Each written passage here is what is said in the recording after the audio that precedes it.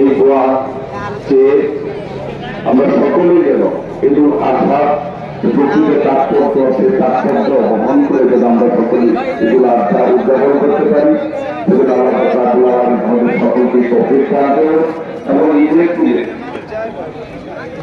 পবিত্রতা বজায় রেখে যে সমস্ত কাজ থেকে আমাদেরকে বিরত থাকা উচিত সমাজ সকলেই যেন সে সমস্ত কাজ থেকে আমরা বিরত থাকতে পারি আইন শৃঙ্খলা বাহিনীকে যেন আমরা সর্বোচ্চ সহায়তা করতে পারি সেই প্রত্যাশা যে আবারও উপজেলাবাসীকে ঈদ মোবারক জানিয়ে আমি আমার বক্তব্য এখানে শেষ করছি। আসসালামু আলাইকুম ওয়া রাহমাতুল্লাহি ওয়া বারাকাতুহু।